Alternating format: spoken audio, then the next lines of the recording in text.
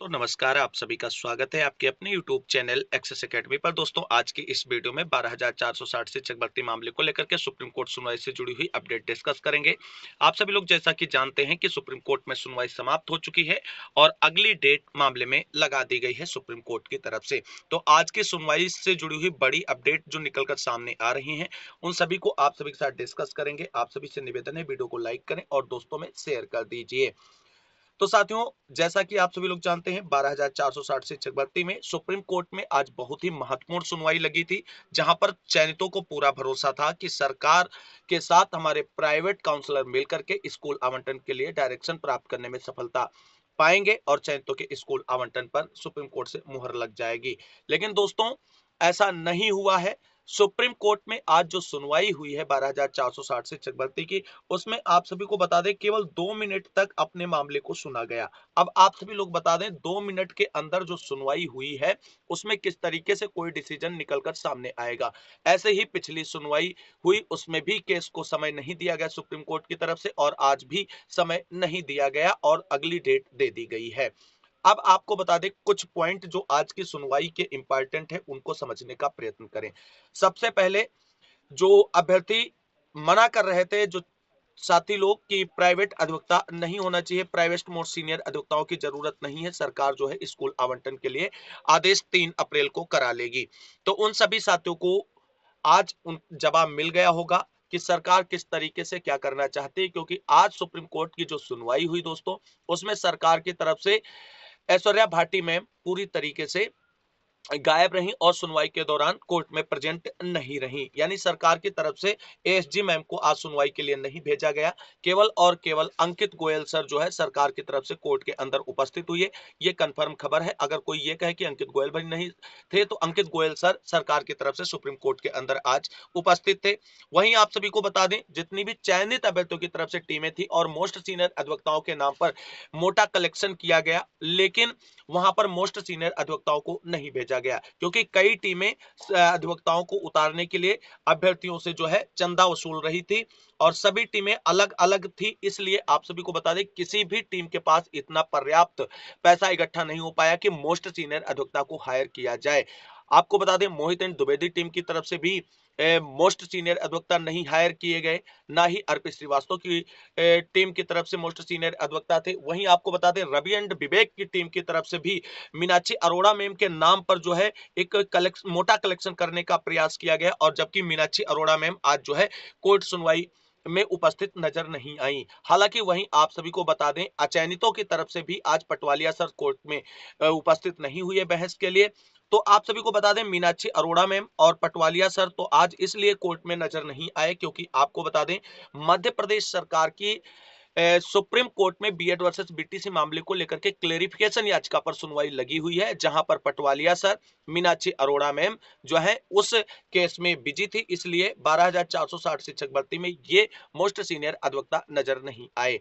वहीं आप सभी को बता दें, जो चीजें हम आपको बार बार अवगत कराना चाहते थे वीडियो के माध्यम से, लेकिन वो चीजें आप सभी लोग शायद समझना नहीं चाहते थे, कि सारे लोग मिल करके अगर एकजुट होकर के प्रयास करते और एक मोस्ट सीनियर अधिवक्ता होता, तो कम से कम आज चीजें कुछ तो सुप्रीम कोर्ट के अंदर वो बोलता। जितना भी समय उसे बोलने के लिए दिया जाता, वो कम से कम कुछ तो समझाने का प्रयत्न करता। लेकिन नहीं दोस्तों, हम अपनी अपनी कमाई करेंगे, अपनी अपनी टीम बना करके अलग अलग लड़ेंगे और मोस्ट सीनियर नहीं ले जाएंगे।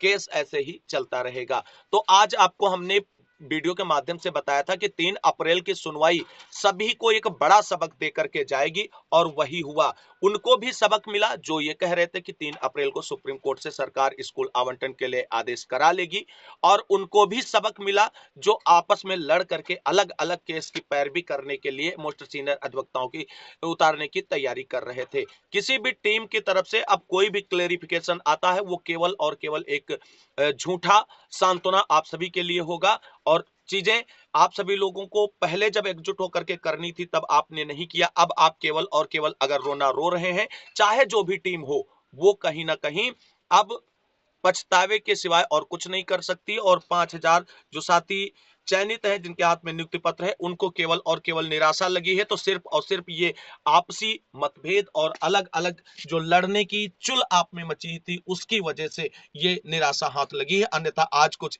अच्छा जरूर होता स्कूल आवंटन के लिए। तो दोस्तों आप सभी को बता दें, आज जिस बात का डर था वही हुआ है। सुप्रीम कोर्ट के अंदर 12,460 शिक्षक भर्ती मामले में किसी भी तरफ से कोई मोस्ट सीनियर अधिवक्ता प्रेजेंट नहीं हुआ, और 2 मिनट की सुनवाई के दौरान सिर्फ और सिर्फ आप एक तरीके से ये समझिए कि अगली डेट जो है वो ले ली गई। हालांकि अंकित गोयल सर की तरफ से कुछ प्रयास किया गया, लेकिन चीजें उतनी प्रभावशाली नहीं हो पाई जितनी ऐश्वर्या भाटी मैम के उपस्थित होते प्रभावशाली होती। और आप सभी साथियों को बता दें, आज का दिन सरकार के पास बहुत ही इंपॉर्टेंट दिन था, क्योंकि अपोजिशन के पास जो है उनके मोस्ट सीनियर अधिवक्ता पटवालिया सर नहीं थे। और अगर आज ऐश्वर्या भाटी मैम सरकार की तरफ से पक्ष रखती और आर्डर मॉडिफिकेशन एप्लीकेशन पर आर्गुमेंट करती, तो स्कूल आवंटन पर 100% जो है वो डायरेक्शन मिल जाता। क्योंकि जिस तरीके से अपोजिशन आज कोर्ट के अंदर कमजोर था बहस के मामले में, तो सरकार भी कमजोर हो गई, अन्यथा आज चीजें बहुत अच्छी हो जाती। लेकिन दोस्तों अब वो सारी चीजें हो चुकी हैं।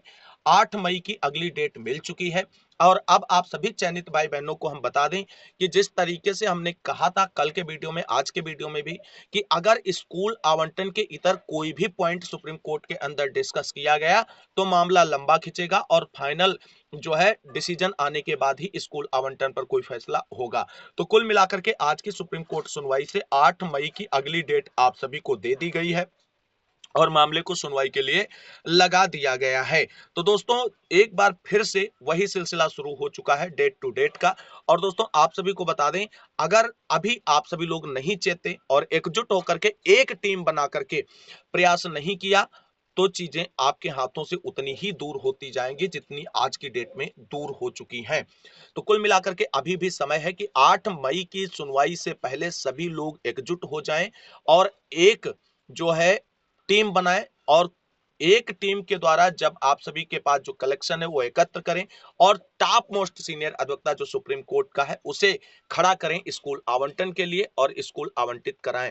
अन्यथा आप सभी को बता दें, आप इसी तरह लड़ते रहेंगे और स्कूल आवंटन आप सभी का मामला फाइनल होने के बाद मिलेगा। इसी तरीके से आपकी 8 मई की डेट मिली है, 8 मई डेट पर भी आप सभी लोग अगर कुछ नहीं कर पाएंगे तो जून में होगा समर वेकेशन, और उसके बाद आपको सीधे जुलाई की डेट दे दी जाएगी, और इस तरीके से डेट डेट खेलते खेलते 1 साल आपका निकल जाएगा। तो अभी भी सावधान हो जाइए, सतर्क हो जाइए, एकजुट हो जाइए, लड़ लीजिए, स्कूल आवंटन के लिए आदेश करा लीजिए, अन्यथा चीजें आप सभी को बहुत लंबे इंतजार के बाद मिलने वाली हैं। तो कुल मिलाकर के आप सभी साथियों को बता दें, अब जरूरत है पूरी एक प्लानिंग के तहत आगे बढ़ने की, जिससे आपको बता दें स्कूल आवंटन हो सके। क्योंकि अब आपको बता दें 2 टीमें यहां पर बननी चाहिए।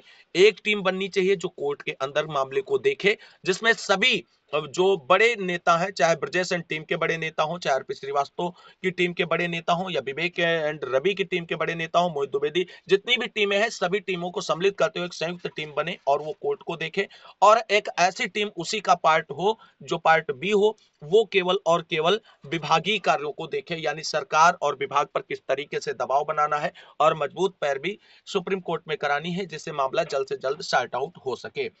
दोस्तों आप बात करते हैं कि स्कूल आवंटन कब होगा। तो दोस्तों अगर आप आज की डेट जिस तरीके से निकाल दी है, इस तरीके से अगर 8 मई की डेट भी निकल गई आप सभी के हाथों से, तो स्कूल आवंटन फाइनल आदेश आने के बाद ही होगा, और क्या आदेश आएगा तो उस हिसाब से भर्ती पर प्रभाव पड़ेगा। वहीं आप सभी साथियों को बता दें, अब सोशल मीडिया पर ये चीजें चल रही कि 1 महीने से अधिक समय की लंबी डेट लग गई है, सरकार को अर्जेंसी लगा करके जल्द सुनवाई अप्रैल में ही करानी चाहिए। दोस्तों अब इसको लेकर के कुछ लोग बोल रहे हैं कि अर्जेंसी नहीं लग सकती है क्योंकि सुप्रीम कोर्ट ने डेट फिक्स कर दी। कुछ लोग कह रहे हैं कि सिविल अपील हो गई है इसलिए अर्जेंसी नहीं लग सकती। दोस्तों आप सभी को बिल्कुल क्लियर कट बता दें, अर्जेंसी लग सकती है, लेकिन केवल और केवल अर्जेंसी सरकार की तरफ से लगाई जा सकती है, या तो जो अपोजिशन आपका मेन है, जैसे अर्चना राय है, उनकी तरफ से जो है अर्जेंसी फाइल करते हुए जल्द सुनवाई कराई जा सकती है। तो आप सभी को बता दें, ना तो भर्ती फंसाने वाले अर्जेंसी लगा करके जल्द सुनवाई करवाएंगे, और अगर सरकार पर आप सभी लोगों ने कोई बड़ा प्रयास करके दबाव नहीं बनाया तो सरकार भी आपके मामले में अर्जेंसी लगा करके जल्द सुनवाई नहीं कराने वाली। इस बात को आप सभी लोग गांठ बांध लीजिए। हाँ, अगर आप सभी लोग संगठित होकर के, मिल करके, एकजुट होकर के कोई बड़ा प्रयास एफर्ट करते हैं और सरकार पर और विभाग पर दबाव बनाते हैं, तो सरकार अर्जेंसी फाइल करके अप्रैल में इसकी जल्द से जल्द सुनवाई करा सकती है।